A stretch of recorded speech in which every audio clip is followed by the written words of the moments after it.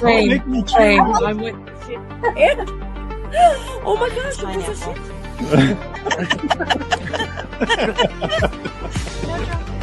No, buddy. Like in the drawer sometimes.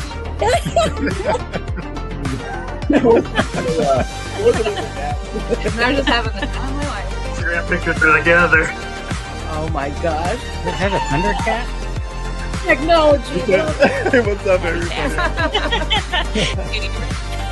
Oh no. Buddy.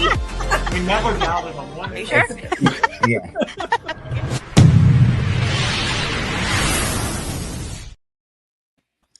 Hello, everybody, and welcome to Launchpad Reseller Podcast Season 2. I almost said the flip side. We do 2 of these. So welcome, everybody, to this Launchpad Reseller Podcast Season 2, Episode 2. We have a great show lined up for you guys today. And before we get to introducing our guests, I want to talk about a few things that are new for us and also flip side. We are now broadcasting on Amazon and Apple. Also Spotify, and shout out to everybody on all 3. So you could take your favorite along with you and never miss a moment. So just know that we're broadcasting through. So when we do our descriptors or we're talking about something that they can't say, we'll just go ahead and make sure that you guys understand what we're talking about, or maybe give you some context into what that looks like. So I just wanted to just take a moment to do that. And of course, I always co-host with my BFF, Tennessee Treasures, Ellie. And she's been kind enough to join us again for Season 2. And we're going to get this thing started. We're going to introduce a legend. That's how I see you, Ben. A legend. You've been reselling for forever. And you're also a podcaster and all the things. Yeah.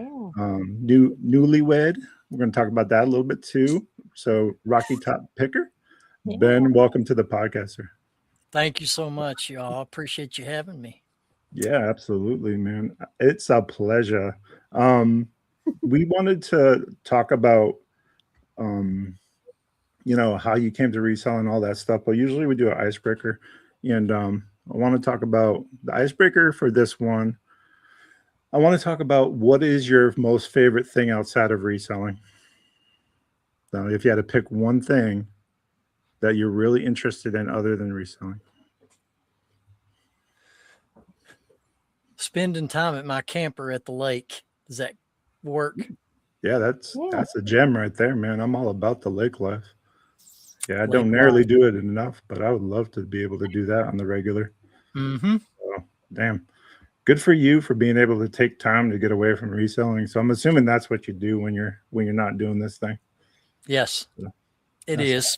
Just about every weekend. Dang. Oh, we're at the lake, so and it's because of Whatnot that allows me to do that I'm not tied to my computer, like I was. I started really in eBay when internet was still dial-up. Okay, insert modem sound here. Well, you remember that? Ding dong. Remember that? Yeah. You had to sit there and listen to that, and then you're connected. Well, and I don't know if you want me to start into my backstory. Yeah, please. Yeah, that was the point of the icebreaker, get you started and warm you up. So back in the dial-up days, I stumbled on the eBay website, and at that time it was only auctions, and you had to use money orders to purchase stuff. Dang. That's how long ago it was. Everybody's like, "What's a money order?" What's a personal check? I mean, I don't even write checks for nothing anymore. I mean, everything is digital and Apple Pay and Venmo and all those other apps. But yeah, so rocking and rolling on eBay. Back in the very beginning, I bought more than I sold because it was a totally new concept. All of a sudden, items that I was a collector. I've always been a collector since I was a kid. Star Wars figures, Hot Wheels cars, you name it, I've collected it. So I got on there to feed my collection habit. I should call it a habit. So I spent more back in those days than I sold. But after eBay started evolving and it became easier to start selling items, not only did the whole world come into your own house to buy anything you're looking for as a collector, but now you have an audience captive, basically, to sell anything you want anywhere around the globe. So yeah, those early days, I got hooked on that. And through the years, I've done so many things. I've really been blessed, totally been blessed by the Lord for sure, that I've started a lot of businesses on my own. My background was in physical therapy, and I went to college for that. So this was back in the early 90s when I went and applied to a medical center up the road from here. The pay wasn't what it is now. So I turned it down and continued working my job at the Walmart distribution center. They paid me more than what my physical therapy was going to pay me back then. So to speed all the way up, I got out of that, went into finance. I financed cars, City Financial Auto. It was Citigroup's auto division. So it's when I was doing that, I started really cranking eBay as a seller. And on the side of that, I DJ'd on the side as a side income, One of the greatest, DJ Rocky Top. That's awesome. Well, it's actually DJ B is what I went by. But, of course. But my DJ company was Big Time Entertainment. But that aside, the greatest way I learned this when I was in my early 20s, that if you want to create a solid income and create wealth for oneself, you need to have multiple streams of income in place. Yeah. You shouldn't have all your eggs in one basket. Now, for years, I went against my own advice that I just gave you. And I'll get to that in just a minute, but I DJ'd part-time, I eBay'd part-time, and then I did my finance car deals Monday through Friday. Well, in 2008, when the economy tanked, they decided to close my branch, and it was me and 5 other employees, and I'd been there 10 years, $28 an hour, and had 401 and all that good stuff. They gave us a severance package. Anyway, I decided to go full-time in DJing, so I bought me a box trailer, sound equipment, and I made my living full-time as a mobile DJ till about 2012 when a wedding venue in a town up the road, Jonesboro, Tennessee, the oldest town in Tennessee. It has been a wedding venue since the 90s. The owner of the building contacted me and said, would you be interested in taking over the wedding venue? So then I did the weddings. And not only did I do the ceremony and marry you, but I also did the entertainment and did the reception, and I planned everything, That's excellent. Wow. So when I wasn't doing weddings, mainly weddings are on weekends, and when I wasn't doing that, I had a mobile hot dog cart. So through the week at lunch, I'd sell hot dogs on a hot dog cart. You would not believe the money that I made off that thing. Wow. Then I expanded and had a custom food trailer made called the Shed Grub and Grill. And we did pulled pork barbecue, burgers, Phillies. It was crazy. I mean, I went all over East Tennessee pulling that trailer to different Harley events and all that kind of stuff. So I was able to, through the week, I had an income. And then on the weekends, I had an income. And then down here, I had eBay going, you see. And about 2018, I got burnt out dealing with brides and their moms. So I shut the wedding venue space down and I converted it into a full set down, full bar restaurant, live music 3 nights a week with bands. Rocked that till 2022. And about killed me, the stress of owning a business. Everybody thinks you got it made if you own your own business and, hey, you just write your own checks. No, let me tell you something. You work harder when you're self-employed than most people do punching clock. And I'm not downing people who punch clocks, but we put in way more time, than the average. You know what I mean? Ben, I was going to say, you are no stranger to work. Putting in the entrepreneur path and all of the things you're saying. It's like you're a slave to that business. You really have to put in your all. You do. And when I had my restaurant, the Jonesboro Barrel House, I put in 60, 70 hours a week, 6 days a week, and open to close. I was there before anybody, and I was the last one to leave. And I'm 53 years old. I got to the point where I'm like, my body ain't gonna handle this. So got out of that business, been eBaying it until this past April. That is when. What happened? Yeah, is that no? I'm invested now. Well, this past April. Well, let me back up a minute. Okay. We had the reseller rally here this past September, and from what everybody's told me, it was a lot of fun. They enjoyed it, and everybody's been clamoring, wanting to know when we're going to do it again this year. Well, we're not going to have it this year, but we may have it planned for next year. But I got married in October, and things in my life. Huh? Congrats. Yeah, thanks. Yeah, October 11th. A couple weeks after that, we went on an 8-day cruise with our friends, and it was fun. But when I got back, life was different because, she had her own home in the neighborhood I grew up in because my mom and dad lived 2 houses up the street. Oh. And I had my house, which is less than a mile away from here, where my eBay shed is, where I'd done all my reselling out of. So when we got married, we decided, well, her house is bigger square footage wise, and it would work better rather than her selling this and moving into mine, which is smaller space. So we moved here. I moved here since we got back from that cruise, and it's been crazy because I think you guys approached me around that time about coming on, I believe, if I'm not mistaken. And I told you, yeah, man, life has gone nuts right now, and I'm sorry it's took so long to get me on. But yeah, we understand. Trust me, it's hard to get like 3 or 4 people together in the same room. So yeah, it really so is.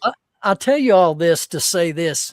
When I met my now wife and we started dating and got engaged, my attention to eBay went to almost zero. The last thing that I wanted to spend time doing is in front of my phone or computer listing things. Mm-hmm. Got away from listing. I went months without listing a single thing and still had sales coming through. And not as much as it was, because I used to drop 10 to 15 new items every single day without fail, because I'm a believer in the draft, creating a draft system and then pre-programming ops. That's another good point to anybody that's new to reselling is if you don't have a lot of time, because if your schedule's busy with kids and they're little, or they're playing ball and you got all this summer activity going on, set aside a little time during the week where you can draft up 15 to 20 items, and then you can schedule to drop 3 to 5 every day for like a week if you want to spread it out. And it's still showing algorithm that you're actively listing new items and all this. And, on my show, on the Reseller Locker Room, we've talked about it for years, because our show is, I think it's our 3rd year now that we've been doing this. We've gone over all the conspiracy theories of how eBay works and what they do and what we think they do. And we've covered every angle. And, but anyway, that's another story. But, so when spring got here and I got settled into this house, I had been putting Whatnot and live selling down like crazy over on my podcast. You can ask Archie and Alex. They will tell you they were stunned when I told them I'm going to give Whatnot a shot, because all these years I've been saying, I'm not doing that. I have all my little eggies over here on eBay and I've got these other things going on. Boy, that was stupid of me to say. Of course, now Whatnot's not for everyone, because if you're camera shy like my wife is, you won't make it on Whatnot. I've watched a ton of Whatnot shows where nobody's on the camera. They're just showing the item. Nothing wrong with that. Mm-hmm. But Whatnot is a personality community.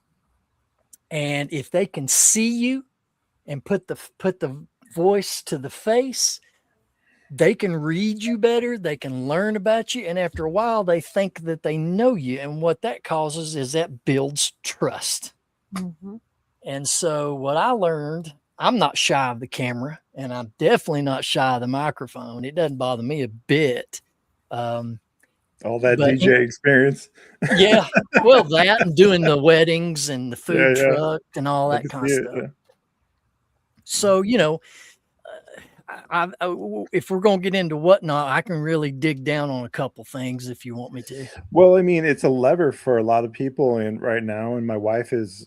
I sold over 8,000 with my wife over the past year and a half on Whatnot, 8,000 items, and she's like, I think she's like a 5,000 or 6,000 sold. She's actively on Whatnot, Fiona's Finds. Over there, she does plush and toys like little people, Yeah, Fisher that's Price little great. people and stuff, and yeah, so we're all, and I met Ellie through Whatnot, so the community is it's bar none. I mean, you can talk about how you met people through reselling, but Whatnot's, I've met so many great people through Whatnot. So let's talk about it. What's Whatnot been like for you? I know that you don't have a lot of time now because you have other commitments, and Whatnot is a lever. Let's talk about the lever. Well, what do you mean? Well, I mean, like, because there's two different mentalities, right? In reselling, there's the long, what's it, the long dime, short nickel, or whatever it's called. Yeah. You want to fast sell nickel or slow dime. Yeah, there you go. So like, are you able to sustain, because you need a lot of volume, right? Are you able to sustain that type of approach to reselling? Because you're coming from eBay, right? It's a mentality shift. What shifted other than being married? Was it for you that made Whatnot the differential? That's a really good question. Yeah. Well, there's several things. First of all, I do want to say, and this is going to contradict, guys, everything that I've ever said on my own podcast about Whatnot. I love it. Let's do it.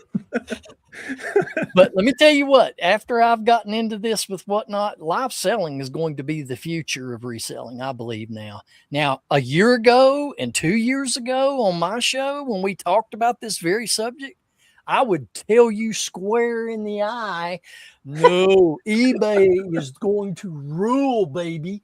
No. That's awesome. I mean, they've launched their eBay Live, but my gosh, how does one even get selected to even get on there? I don't get what their approach is to that, because Whatnot is just gaining ground, and I'm not exactly sure what eBay's thinking about, like dragging their feet. You have to go through all these hoops and all these things to become a live seller, and then the people that they have on their live selling shows are just like, what is this? Yeah. I'm not exactly sure what that's all about. Yeah. Crazy. Well, the lever for me, getting back to what you were asking originally there, is after I done a couple, I started mid-April of this year on Whatnot with Hot Wheels die-cast cars. Ooh, and right after that first show, the next day I packed everything up and I shipped it out of here. And I told my wife, I said, listen, I've got Hot Wheels listed on my eBay store that have been there for about a year. We just moved about 72 cars in an hour and 20 minutes. And I no longer have to look at them because they're gone. They're not stuck in a bin behind me on the shelf. And I thought, you know what? There really is something to this live selling, and the fact that if you like to be a performer and be in front of people, be in front of the camera, which that's what I'm used to doing anyway. Everybody always told me over the years, guys, oh, Ben, man, you'd be great at Whatnot. And I just blew it off because I was under that eBay mentality. eBay is the giant. eBay is the only one that's going to have the massive audience to get the income that you need. That is absolutely false. Not putting eBay down now. Not putting eBay down. But I'm just saying, if you've got a ton of inventory, like you said earlier there, Bob, Yeah. and you're tired of looking at a death pile, go on Whatnot, sign yourself up, get this thing going, man, and don't get hung up on the mechanics of things. I'm in Whatnot groups on Facebook. I see all the time. I'm so nervous and scared about my first show. Why? There's nothing to be scared of. I mean, you're doing what QVC and the Home Shopping Network used to do, except now you're doing it for yourself in your own home. And it's not that big a deal. But yeah, that was a turning point to where I still list on eBay. And then in a minute, I want to tell you my philosophy on the quick nickel versus slow dime. Yeah.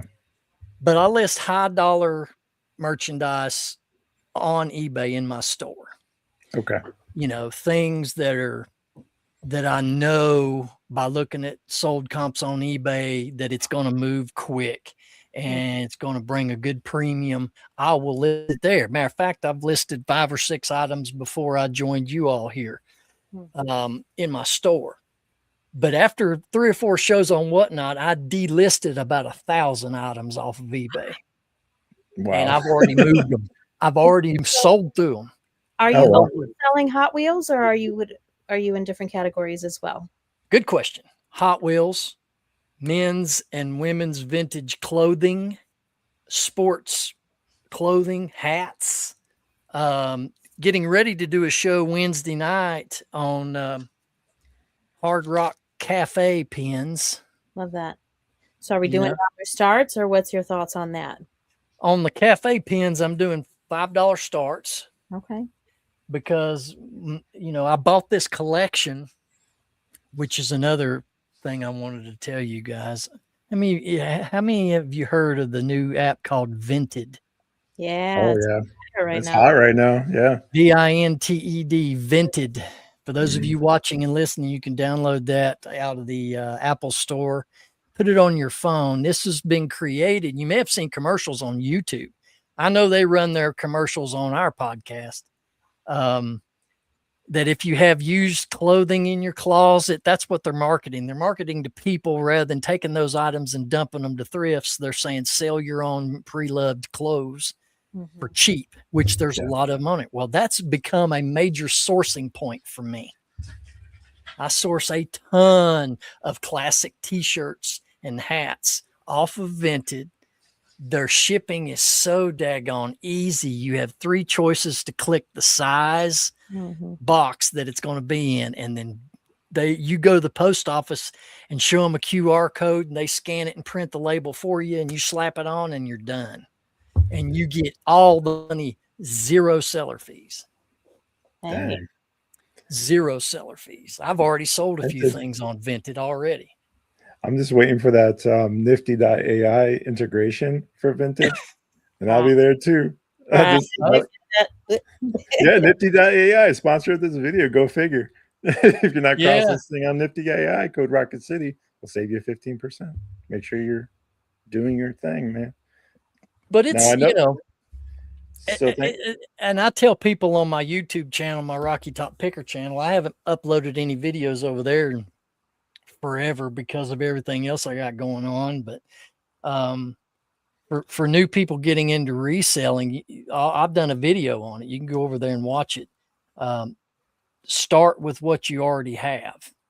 Stuff you have laying around your house, in your closets, in your basement, up in your attic, or if you've got a storage unit where you're storing stuff that you don't even know what you got in there. Pull it all out, go through it. YouTube provides a plethora of instructions and how-tos. If somebody's looking to get started, I tell everybody, go into YouTube, find some reputable hosts who have a massive following. Okay. Like Kevin, I'm called Cool Kevin, but Kevin, the Commonwealth Picker, he's well established. He's rooted in the community. He's a great one to go follow, and take those people's advice and follow what they do. And the same thing goes for Whatnot. You can go on YouTube and learn how to do the shipping and all that. And it's a little different on the shipping with Whatnot than eBay. Mhm. eBay, you make a little bit of money on the shipping side of things, but on whatnot, you don't.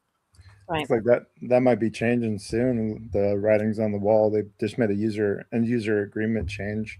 Yeah. If people don't know and not tracking, there's been plenty of resellers talking about this, where eBay is going to be kind of like Mercari, where they just give you a label. They no longer allow you to make whatever adjustments to your own shipping. You just put the weight in, and it's all calculated, and they just take the money from the buyer and keep it. All they do is provide you with a label, and then off you run. And they're already doing it in other countries. So it's just whenever it's kind of like the whole promoted listing thing, last fall when they made that change. So the writing's on the wall. It's going to happen. It's just a matter of when, I think. And they almost have to do that because they can't keep up with sites like Vinted and Depop. And well, they just purchased Depop, but I mean, you get the drift. All those sites are changing the way they're doing shipping. So they have to do something to keep up with those guys, and whatnot is the same way. So. Yeah. Well, it's interesting, when I researched Vinted and I spent some time on the app looking around at all the merchandise. They market it to put your used clothing on there, but now they have got everything. I mean, you can put all kinds of stuff on there. But my question is, and I tell people this on social media, enjoy Vinted as a seller as long as you can, because at some point they're probably going to add seller fees, because I've been racking my brain here trying to figure out how is the Vinted company making money here, because it's getting larger and larger. And at some point, just the maintenance of the site, that stuff costs money. So somewhere there's got to be something coming down the road to where it'll be no longer zero seller fees. Yeah. It's funny that you say that, because when we first started selling in 2022, we started on Mercari. Mercari was fire then. I mean, 1 month we made like $20,000. It was in October we started 2022.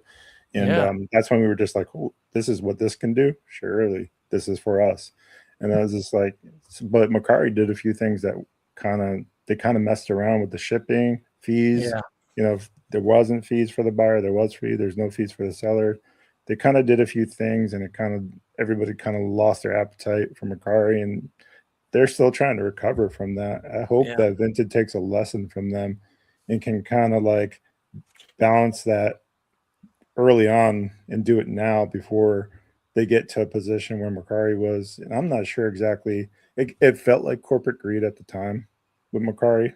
It didn't feel like it was necessary, but I can maybe see what you're saying. Like maybe they had to do that in order to, the growth mechanism for it. Yeah. So, but it hurt them also. So by doing so it'd be interesting to see how Vinted plays that out. And well, you talking about that Mercari deal where they kind of shot themselves in the foot. They pulled what I call an 80s Coca-Cola mistake when they changed the formula of Coca-Cola. Oh yeah. That was no bueno.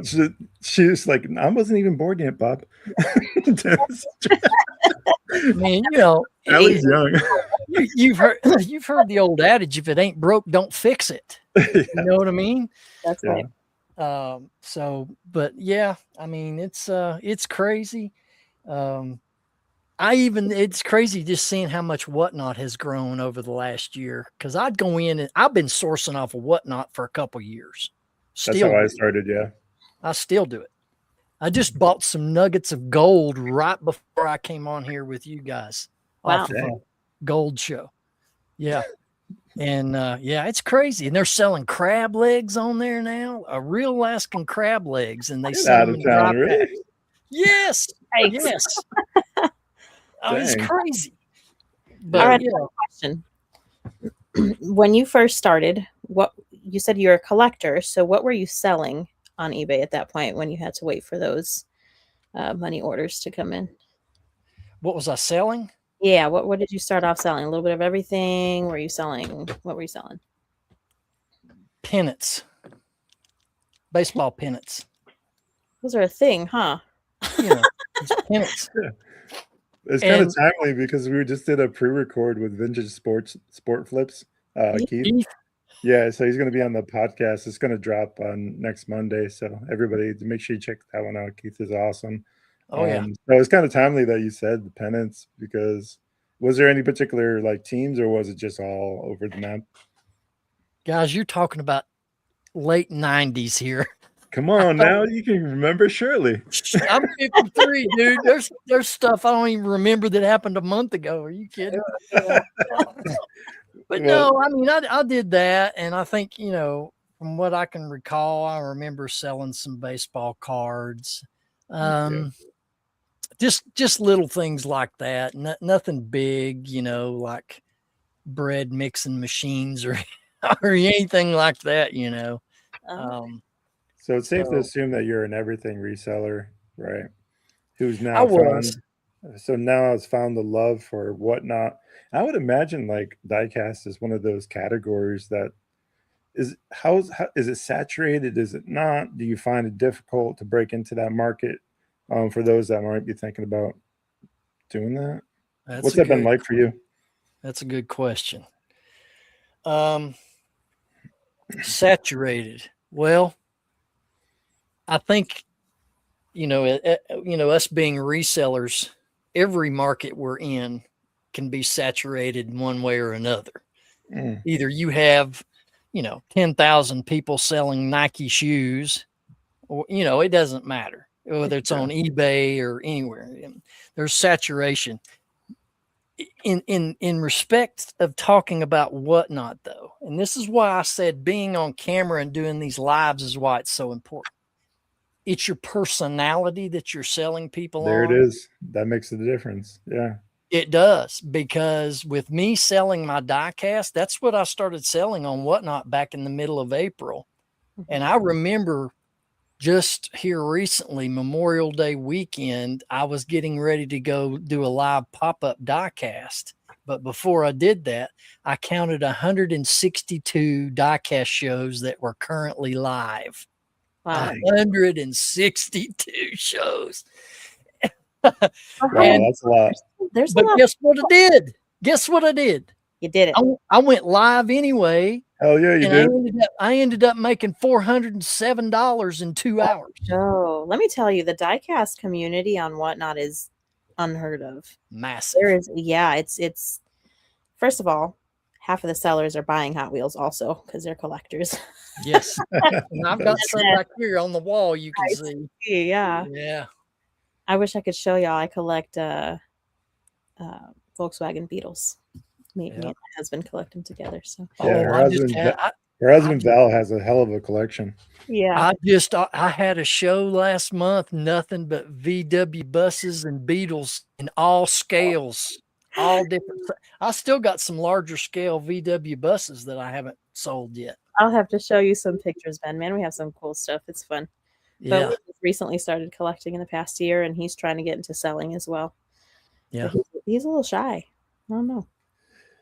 I don't understand that, because he's not shy in person. What do you think so he's Mexican, and it's because his English isn't perfect that he's got it. Because he actually does have a really good personality for sales, actually. Yeah, but he's very nervous. Valentine. Yeah. Yep. Okay. Well, I took 2 years of Spanish. I can roll with it. Como estás? Yeah. Perfect. Yeah. He speaks good English, just not, it's not perfect. It's caught up a little bit. Yeah. Well, that's fine. Yeah. But I wanted to get back to the fast nickel over slow dime mentality. Yeah, for sure. That's important. Yeah, there is a mind shift out there that if you're used to a process such as eBay, of you going out and sourcing, coming back, taking pictures, listing stuff. And I will admit, listing on eBay has become so much easier with the AI feature writing your descriptions, although I do proofread it to be sure it is correct, because sometimes they mess it up. So if you're new to eBay and you're getting rolling, proofread your AI descriptions before you let that thing roll out. That best advice in this podcast so far. Yeah. And so, so you get used to knowing that would it be great if you sold everything on eBay 10 minutes after you listed it? Yeah, I've had that happen on several occasions. Yeah. But 9 times out of 10, it's going to take a while. Mhm. And when it does hit, I remember back this has been 4 or 5 years ago. It was nothing for me to have 20 or 30 sales a day. Just bing, cha-ching, cha-ching, cha-ching, cha-ching. It's far from that now.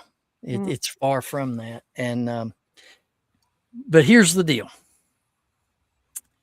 Resellers, and not all of them, but a lot of them get a mentality that they love to buy. Oh my gosh, the hunt is the most funnest part. Now, where you could go off the rails here is you can become what we call a resale hoarder. Mm-hmm. And you just buy, and you hoard. And all of a sudden, you've got so much crap. Now you're mentally overwhelmed that, I ain't never going to get all this stuff listed. And when I do, it's going to take forever to get my money back and to make a profit. That is the mentality of a slow dime in my book. Let's flip the coin, no pun intended, to the fast nickel. You go out and source this afternoon. You come home. You log into Whatnot. You show the items on your show. Boom, sale. Does all of it sell? No, it doesn't. But 9 times out of 10, if you form a relationship with your buyers and not refer to them as chat, hey, chat. Oh, hey, I hate chat. it. I hate it. I want to. I hate it so much. I hate it so much. Come on. Let's be respectful. These are people who are spending their time and money with you. Learn their names. And I'm not just talking about their usernames. Find out their real names. Commit to memory who buys a lot from you. So when they come into your next show, say, hey, Steve, man, great to see you. I hope you were happy with all your stuff I sent you. And let's have some fun tonight. Build a bond with your buyers, especially ones that consistently show up at your shows and spend money with you, because those are the ones that are funding you. You take care of those people, and that's where relationship comes into play. And if you get that set in place, the fast nickel, well, let me tell you something. Nickels add up fast. Okay. They add up fast. Like with the die-cast Hot Wheels, I probably got 30,000 cars in tubs out here in my garage, and I'll run 200 or 300 cars in a show. I don't know, within an hour and 30 minutes. And the volume of that, like sometimes I'll do 4 Hot Wheels for $5, which is cheaper than retail. And if anybody's been into my Whatnot shows, I say that all the time. Hey, this is cheaper than retail. You can't go to Walmart and get these prices. Get these brand new on card, and you just got to ramp it up, I tell people, if you're just now getting into the Hot Wheels hobby, this is a great way to start your collection. Bulk it up. You buy bundle deals of Hot Wheels diecast. I say, if you're a reseller, this is a great way to build up some diecast inventory for you to resell. And I just kind of make it easy for them. I don't sit there and say, that ain't high enough, chat. You ain't bidding it high enough. Chat. I mean, people don't want to be nagged and they don't want to be harassed. Yeah. They want to feel like they're the only buyer in your show. And if you treat everybody with respect and give them attention, so many shows I've watched where the host doesn't even talk. They just stick an item in front of it and hit the start button and doesn't tell anything about the item. You can't do that. No, you've got to develop a personality, a persona, so to speak. I've been blessed, Rocky Top Picker. I've had that persona for a long, long time. And I educate people about my background, and I'm guilty of doing this, but in my shows, I tell them that if I don't sell enough of these cars tonight, my wife's going to kill me because I've got too many cars. Yeah. Getting those types. Yeah. So, and all of a sudden I got people feeling sorry and they start buying, and then they give me tips, and I'm like, oh my gosh, you guys are the greatest. And it's not that far from the truth either. Yeah. But, as I said, guys, at the top of the show, Whatnot is definitely a social app. I So mean, it's not just for Yeah. yeah, it's not just for just selling items. It's you spending time with people in your show and getting to know them and find out what their needs are. And when you're outsourcing, remember what those needs are. And then you can come back the next show and say, hey, Steve, you bought all these last time. Well, look at these. I found some more for you. Yeah. People appreciate that. Number one, people love hearing their own name spoken. Two, they love feeling special, like they matter. And when you make your audience of buyers feel that way, they're going to do business with you because people do business with people they like. I only have one argument. Don't call my name if my husband's sitting next to me. Shh. Okay. He's gonna find out you're buying again. Yeah. On the down low. Oh, I've had that happen. I have some men in my diecast show. He goes, I got to quit. My wife is getting madder and madder the longer I'm on here, so, but it's all fun. I actually took a break from Whatnot because I was getting burnt out on it. Honestly, I was. Well, we got to remember I did it for almost 2 years, year and a half, and we were cooking, man. Doing really well on there, and it takes a toll. I mean, the shipping, my wife does all that, so I can't really say that it was the shipping that got me. But I mean, I did help her with a lot of that, and there was days where we were doing so well that the shipping was actually, and I was helping her, took literally an entire day to do. Oh yeah. So that's the thing about selling bigger items. I would imagine Hot Wheels is probably not as terrible, but even if you sell 200 items, I mean, it takes time, and that's one of the things. How do you manage that time in your reselling experience? Are you noticing that as you get more popularity, the shipping's taking longer? Mm-hmm. Is that what's happening now? Yeah, and Ellie asked the question, what else do I sell on there? Is it just diecast? That's why I got into that's right. You do some more, yeah.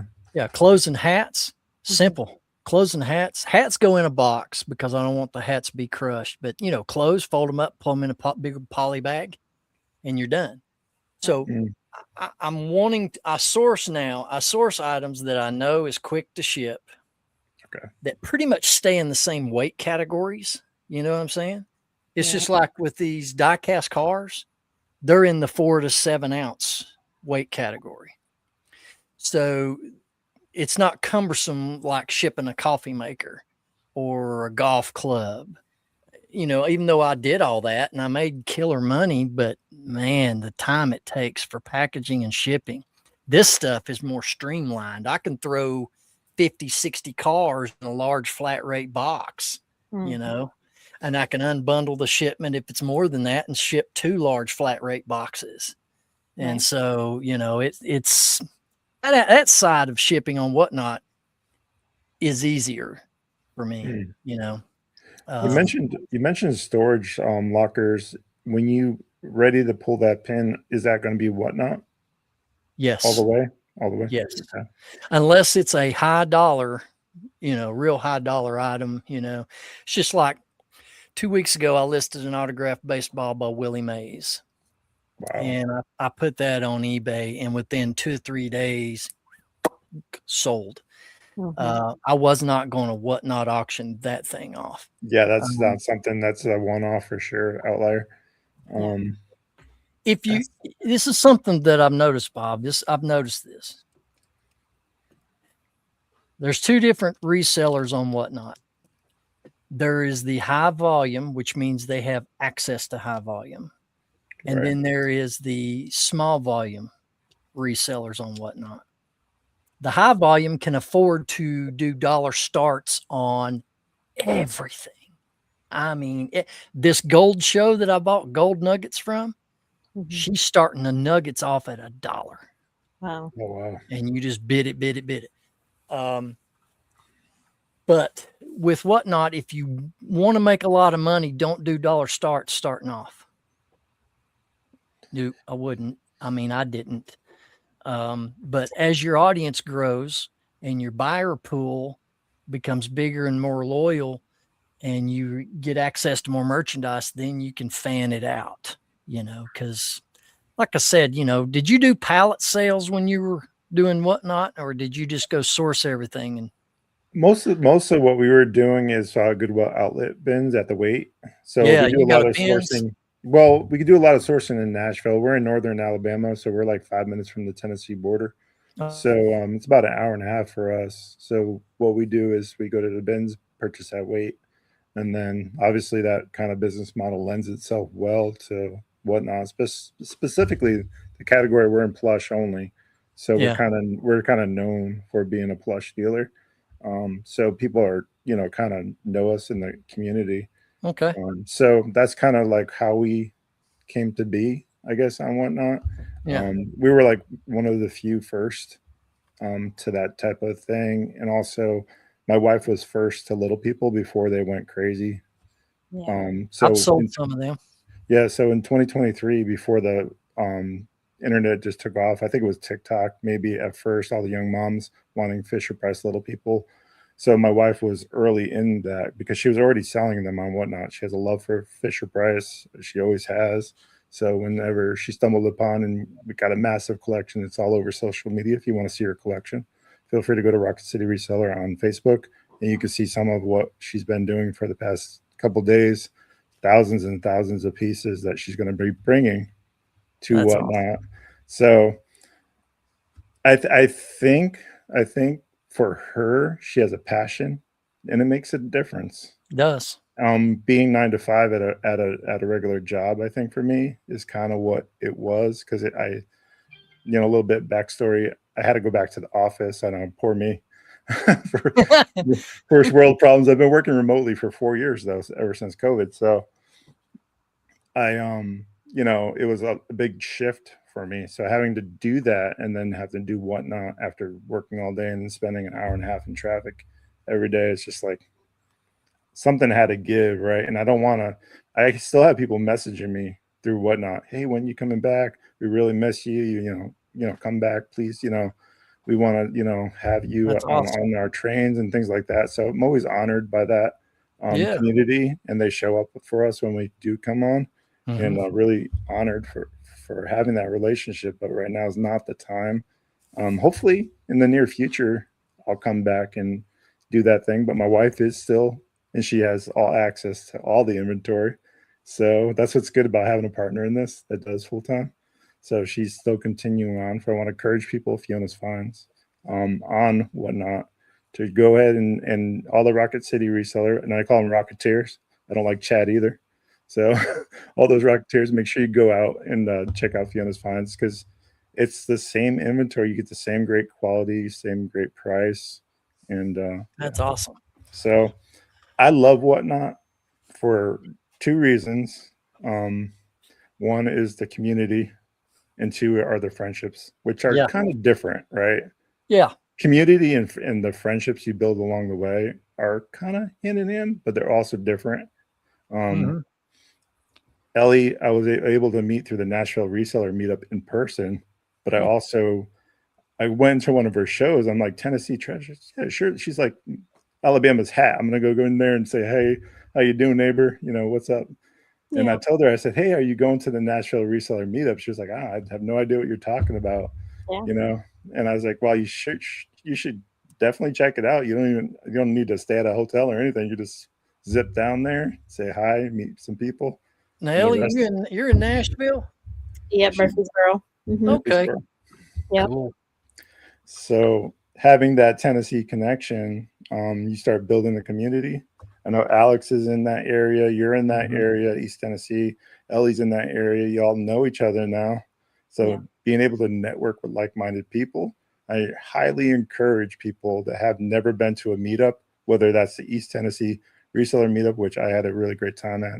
Appreciate you hosting that. You're welcome. That's awesome. So I want to encourage people to go ahead and do those types of things, because the connections and that you make along the way are super important for any business, not just reselling. Like you've been into business, your entrepreneurship your whole life, Yeah. and you understand the connections and the power that brings. And That's true. they're going to remember you, right? And we're like, hey, I know Ben, he's a reseller, and I come across this. I'm not interested in maybe buying this, but I know that Ben loves diecast. He'd be interested. And I can't tell you how many times I've come across deals Buffalo picker. And I don't know if you know Tommy, but Tommy sells toys through Amazon and Walmart. And I came across this really great deal through a connection that my wife made when we were at McKay's in Nashville. She was just randomly talking to a stranger, and he's like, I do clear outs for storage units, and I got all of these toys. So we started having a conversation. Next thing you know, I'm reaching out to Tommy because it's something that I know I can move on eBay and not get is going to take forever. Whereas Tommy can put it on Amazon, and it turned out to be a really rare doll for him, and he's going to do really well on that deal. And that's how it works. You need to network, talk to people. And I know Tommy through the We Don't Give a Flip podcast that we did.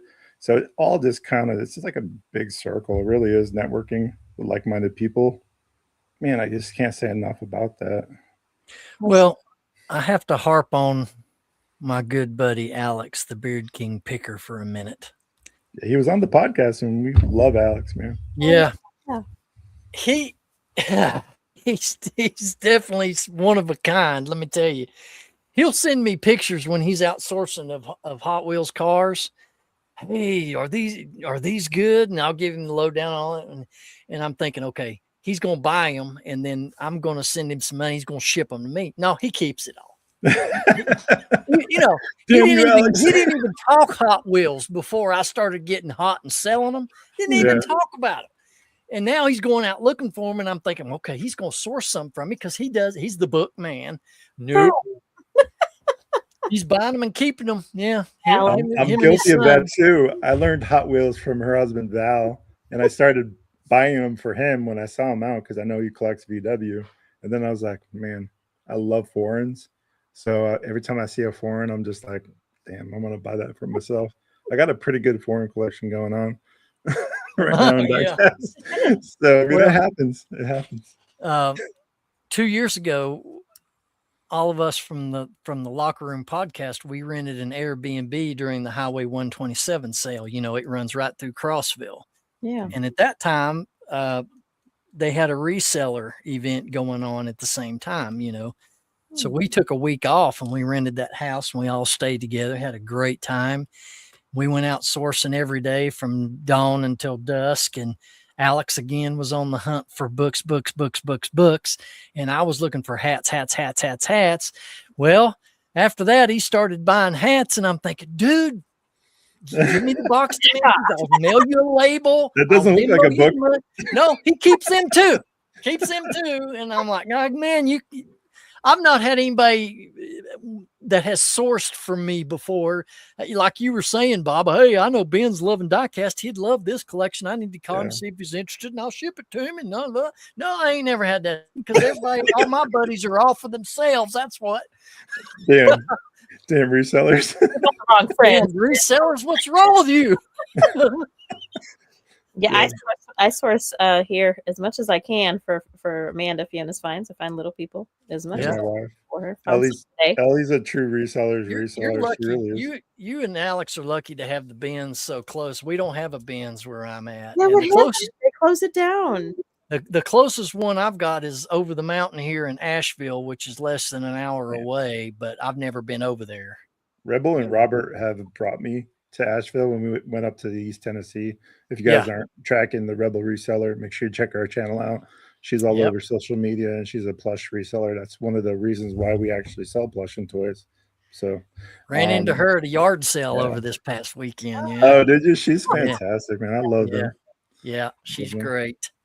They're both great.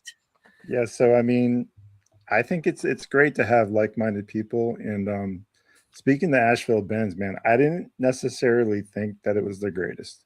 I will say they've said so too on their channel, but it kind of depends on what you're after. If you're after clothing, then maybe that might be a lever for you because they do find some clothing there mostly. Yeah, definitely. Hard goods though, not particularly good. But you're in a particular area where I think is fascinating, and it's something we stumbled upon when we were in East Tennessee at the meetup, the flea market scene. Can you tell us about the flea market scene? And is it Jonesboro or Jonesboro Flea Market? Yeah. Jonesboro Flea Market is less than 20 miles away from me up the highway here on the Andrew Johnson Highway. And then if you go west towards Pigeon Forge, Gatlinburg area there on the interstate, you've got a big, massive flea market right there off the interstate where you exit to go to Pigeon Forge, where Buc-ee's and all that is. And then you're going up into Sevierville, and there's 2 or 3 flea markets up that direction. Then there's the Tri-City Flea Market that's up near Kingsport, Bristol area. It's huge, both inside and outside buildings. It's crazy. So, yeah, there's a lot of flea markets around. I don't make it to them because of my schedule very much, but Goodwill is just 2 miles away from me, and I was there today, actually. Picked about 7 different T-shirts off the rack, and I pulled a lot of money out of our Goodwill store. Wow. Yeah, wow. I noticed one thing about the flea markets up there. There's a lot of die-cast guys up there, and I was just kind of looking around, and some of those guys are like old timers, like why are you even in my booth? You know what I mean? They're really like they play it close to the chest up there. Yeah. I just was like I felt super uncomfortable because I'm new to the hobby, right? It's a hobby for me, so I'm not really reselling. Yeah. I just was walking in there, and they're just kind of like up and down. I'm not exactly a small human, so I'm 6'5" and 280. So I take up a lot of real estate.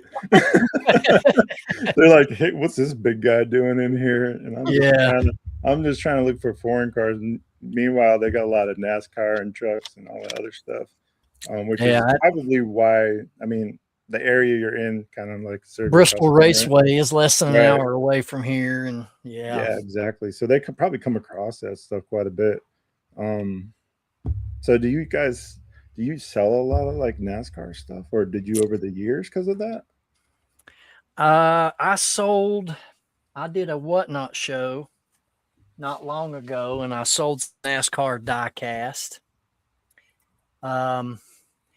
It don't bring good money like it used to back in the days of Earnhardt Sr. I was gonna say the 90s were probably the golden era for. Yeah. I mean, anything you could get NASCAR back in the 90s was gold, and there's some of this stuff you can't even give it away. Yeah. I remember when I was in the service, I was in the Air Force in Charleston, South Carolina, for 6 years in NASCAR in the 90s. Man, it's just you couldn't go to a barbecue on base without a NASCAR race on the TV in the back. Like people would hang TVs out the back of their their windows. Oh yeah. At one time, it was as hot as college football, around here. Yeah. And of course, where I'm at, it's all Vols. Go Vols. Go Vols. And so that's another interesting thing. You were talking about going to events and meeting like-minded people. Well, that same thing happens when you get to know your buying audience on Whatnot.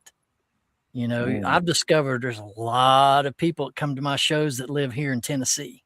Mm-hmm. And they tell me the reason why we came in here is because of your name. We saw the name Rocky Top, and we had to ask you, are you from Rocky Top?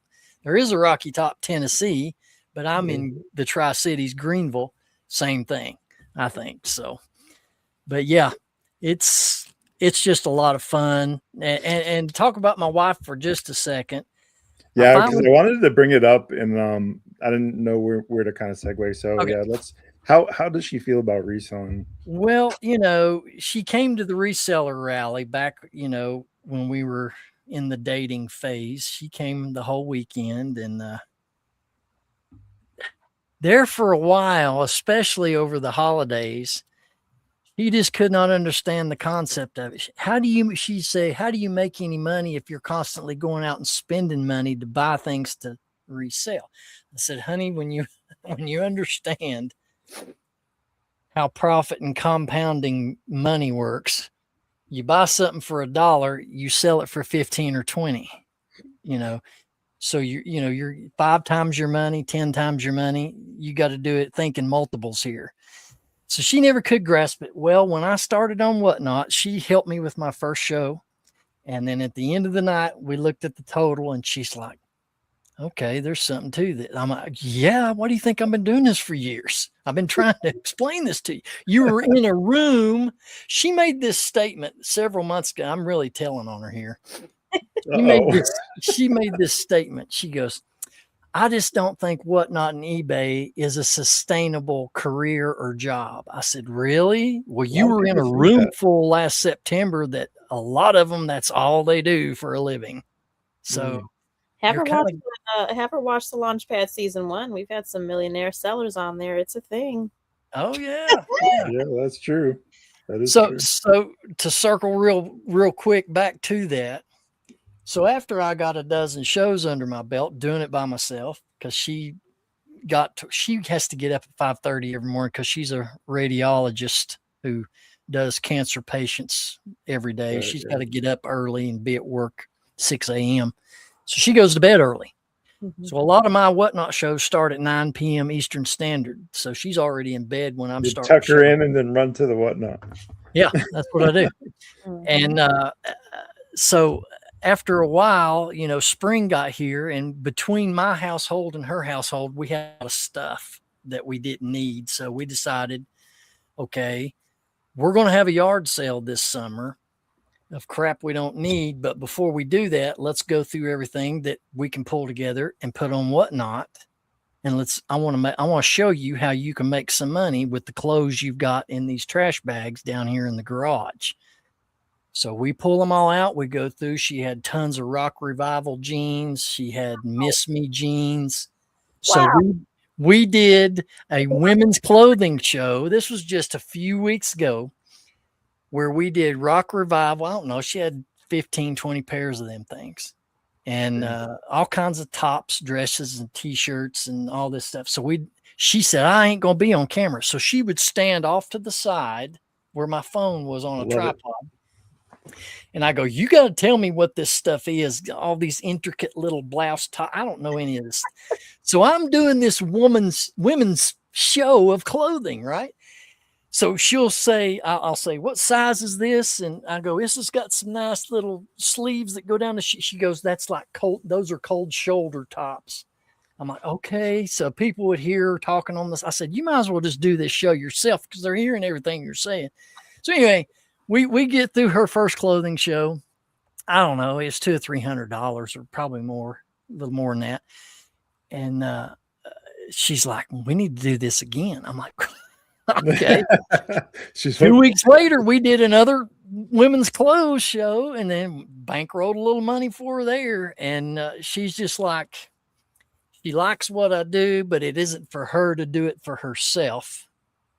Because she's got a 22-year career being a radiologist and she makes great money. And she has that mentality of, I'm going to put in 7 more years. I'm going to retire. And she don't have self-employed mentality. You have to be fearless to be self-employed. You really do. Yeah. It helps anyways. To put it, on our podcast, me, Archie, and Alex, we get kind of brash in what we say. So to put it in a locker room lingo, you got to have big balls to be a reseller and to really put forth 110% effort, because you may fall flat on your face. There's no guarantee of success with anything that anybody does, Fail fast, fail forward. That's the key, I think, right? Yeah. So yeah, you got to have balls, and especially for these people that are teetering in that transition of quitting their full-time job to go full-time reselling. Let me tell you what, you better have at least 6 months worth of money put back before you even consider doing anything like that, especially with the economy the way it is right now. I mean, they're wants and needs, right? Right now, people are looking for needs, and it's hard to sell wants. So we all sell wants. It sounds like, Hot Wheels, plush. We're selling emotions mostly. I think people that collect, there's an emotion tied to a lot of what we sell. And yes. I've said it a million more times probably in the next coming episodes. But I think if you understand that and where the person's coming from, there's a way forward regardless of the economy. Yeah. I wouldn't ever tell. And I've had people contact me, what do I need to do to go full time? Well, first of all, don't quit your full-time job cold turkey and go full-time reselling. Don't do that. If anything, if you've got money in the bank, you don't have a lot of debt, you've got plenty of inventory, sales have been moderate to high consistently, your effort has been consistent, trickle down to part-time. Try that for a while. And then when you can replace that part-time income, do it in stages. Don't just go, I'm quitting my job. These guys are making $100,000 a month. No. Don't do that. Yeah. Work your way into it. It takes time, guys. You know that. It takes time to build reputation. It takes time to build connections and friendships. And it takes time to build your knowledge when you're going out there sourcing. We got people going out here buying all kinds of crap, thinking that they're going to make money, and they're not. You got to know what to look for. And you have to know your audience. Yeah, especially on Whatnot. Huh? You got to know your audience, especially on Whatnot. The only way to know your audience on Whatnot is to know them. They're not just a buyer. They're a human being, and they've got wants and desires. And your job as a Whatnot host is to figure out what their desires are, and you cater to it. And by doing that, you're going to make some money. Yeah. Our top buyer on Whatnot is my wife's now friend. Really? So really quick story. Her name on the app, I won't say what her name is, but her name is Melissa, and we appreciate her so much. And she started buying from us, and we used to do a rewards program. Like you could do one on Whatnot and give away coupons, stuff like that. This young lady became diamond like within months. Like it's like the top tier, Whatnot. And fast forward over the years, we just got to know her better. Her husband, her son, we've sent them multiple items. Her son loves all things Disney cars, things like that. We've formed a relationship, and my wife was like, it'd just be easier to just give you my phone number. And next thing you know, fast friends. That's just the power of Whatnot. So my wife, Fiona's Finds, is that type of reseller where she's going to have those connections. Everyone she meets is a friend. She's never met a stranger. Ellie can attest to it. She really is that type of person. Everybody that she meets is her personal friend. Yeah. And there's not a bad way to be about that. It's just in her nature to be that way, though.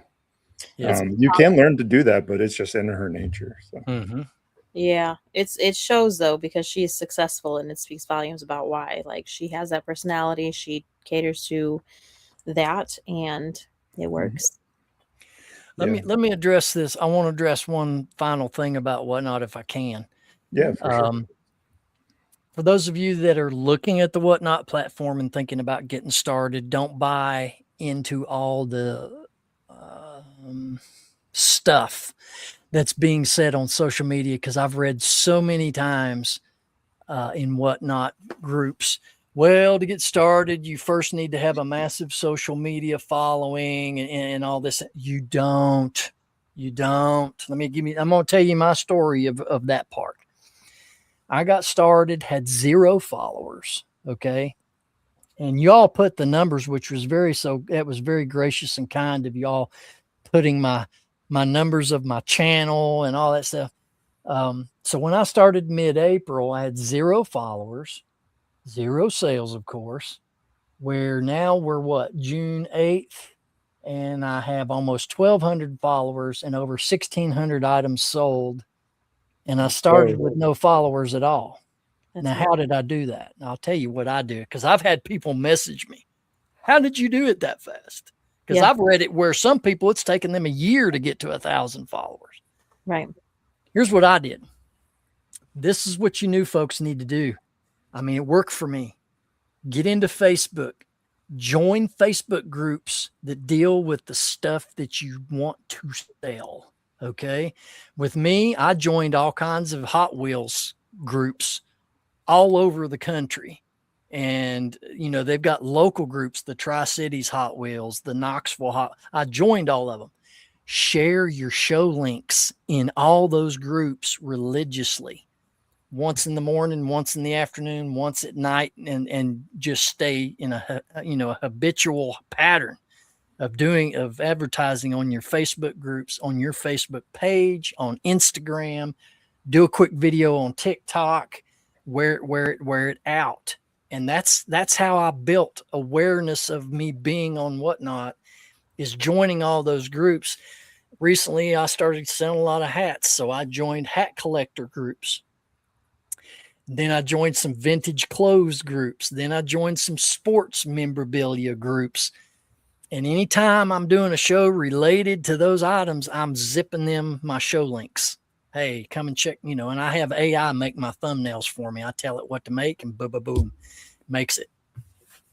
That'll help you. Tremendous. It did me, and all my buddies were saying, man, how did you build this? I mean, I'm not near being done, but how did you get these numbers so fast? And I said, this is what I done, what I just told you, going on social media and making your presence known of what you've got to offer. It is true, because I did it with Rocket City Reseller in 8 months, almost a year. I went to 1,000 sales. My wife did it in probably 6 months less than that, because she did it through social media. Mm-hmm. So she was able to kind of pull the lever. And also she utilized a lot of like what she knew from helping me with Whatnot to help her lever that. So it's important and we have a Facebook group, a personal Facebook group. If you're not part of that, Resellers Refuge. If you'd like to just kind of come in and chat about reselling, I want to encourage you to reach out to us on Resellers Refuge and join. We talk about no condemnation. There's no stupid question. We're not going to tell you to Google Lens stuff. We're not that kind of group. We're going to help you. We're going to, put in the work and get that done. That's the point of the group, why we decided to create that group. So that's our personal, and then our Rocket City Reseller, obviously Facebook group. We talk about things that are actionable, what's trending, what's selling, awesome. Things like that. So we also do that as well. So that's what people want to know, right? Not what's sold. That's historical, right? Yep. What's actually selling now? What's tangible? What puts dollars in your pocket today? And that's why we love doing this podcast, because we talk about all those types of things. And speaking of this podcast, we do a thing here, Ben, where we ask our community, the people that are on the podcast, who they would like to see on Launchpad Reseller Podcast. So now, Ben, Rocky Top Picker, who would you like to see on Launchpad Reseller Podcast? Drum roll, please. I'd get Kevin. Oof. Kevin. Commonwealth. What? Kevin, you've been called out on Launchpad Reseller Podcast. Yeah. I'm going to keep on bugging you, Kevin. He's a busy guy. I totally get it. Why Kevin, and why do you think that he would be able to come on the podcast and speak? I know he's been doing it for years. That's probably the easier. I think I know what your answer might be, but go ahead. Why Kevin? Why Kevin? Because he's a wealth of knowledge. Really, if you talk to a lot of us old resellers, his was the first channel we ever started watching to get education from. Mm-hmm. He takes the business seriously. A lot of resellers resell, but they don't take it serious. He does. And he proves it in his content and his consistency of upload videos, shorts, Trash to Cash podcast.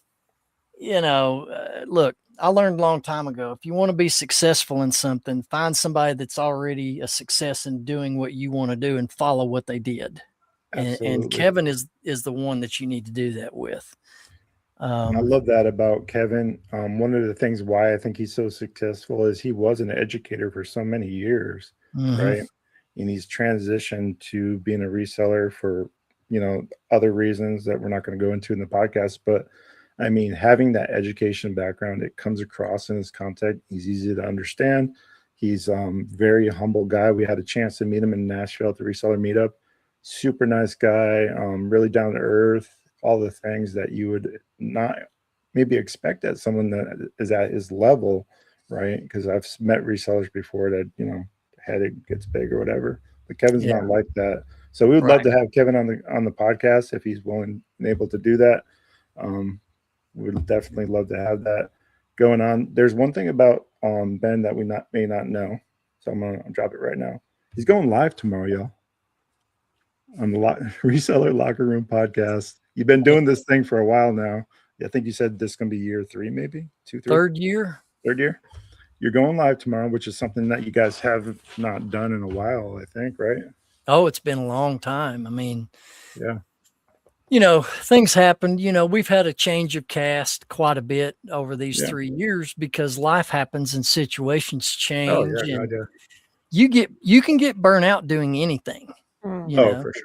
Yeah. And there for a while we got burnt out of doing a weekly episode, and it's a lot. It's a lot that it takes a lot because, it does. Back in the early days of the locker room, man, we were really formal in what the content was that we put forward. We were a very structured show, and a lot of the OCD audience appreciated the structure of the show, because they knew what to expect every episode. And then we got to where we just done them by flying by the seat of our pants, not knowing a clue what the subject is, what we're going to talk about. And then it turned out to be the most natural episodes, smooth flowing conversations, and it was more fun. And since then, I got married, and then Alex had some life events happen, and Archie had some life events happen, and we got away from doing any shows for months. And then we decided to get back on the horse and maybe do one every few weeks, an episode every few weeks. And, with the way my show schedule is, I do 3 Whatnot shows a week. Yeah, and busy.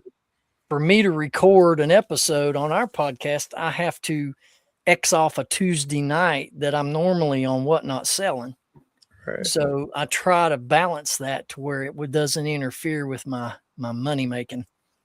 And so, but yeah, we've had Kevin on the show. You guys can get him here. And he loves to talk about reselling, man. Let me tell you. He's definitely got his fingers in a lot of things. And I love that about him. He's got a true reseller's heart for sure. And so do you. We want to take a moment to just say thank you so much for doing this. There's a lot of great information in this podcast that's really going to move the needle for someone that's just starting out in reselling, or may be struggling with the whole, Whatnot thing. And you went into really great detail about what that can do for your reselling business. And we want to appreciate you for doing that and taking the time. Ellie, any final words for Ben? No, I agree. You were dropping wisdom, definitely encouragement, and I appreciate you coming on. Yeah. I for do sure. have one last, burning question. What was it exactly? Because we talked about, a year ago you would have turned down Whatnot and talked crap about it. What made you change your mind? What tipped me from jumping from all eBay to eBay and doing Whatnot basically is when I got married. I wanted to have more time with her versus putting time in front of this computer listing things. I wanted to do something to where I could still make money and still have time to spend with her. Wow. And I'm not a Whatnot seller that goes in here and preloads their store before a show and takes all the pictures of every item. Mm-hmm. My show is on the fly. I do random pulls. All you do is go in there and set up, your quantities, your weights, and then you just friggin' roll with it, So the turn point for me is coming over here, doing the Whatnot deal. It is getting married and knowing that when you first get married, you have to put a lot of time into the relationship because, you need to build it. Yeah. And that's really the catalyst that caused that to happen. One other quick tip, if you're going to start on Whatnot, don't get discouraged if you do a show and you only have 1 or 2 people come in or you have none. Run through all your items, whether you have 1 person in there or 1,000 people in there. Run through them, be bubbly, be happy, be excited. Doesn't matter. Don't pay attention to how many's in the room, because I want to tell you something. I've made the most money off of Whatnot with having 5 to 6 people in my room that are actual buyers that appreciate who you are as a person and what you're doing, that they will buy from you every time. You can make a ton of money with very few people in the room if you have what they're looking for. So people that want to see you do this thing live, when is your next show? What day, what time that they can stop in and check Good you out? question. Rocky Top auctions this Wednesday night, 9 p.m. Eastern. We're doing the Hard Rock Cafe Pin Show. And then I have another one next Sunday night, and it's going to be a men's t-shirt show. But if you look up Rocky Top Auction, hit the follow button on Whatnot, you can see my show schedule. Perfect. That's what we want to leave things. Ben, we appreciate you. Just hang on 1 second. We're going to ask you one more question off camera. Sure. We want to just thank everybody for joining us on this episode of Launchpad Reseller Podcast, Season 2, Episode 2. And remember one thing, if you can't be good at it. Get you on the next one. Peace. Thank you all.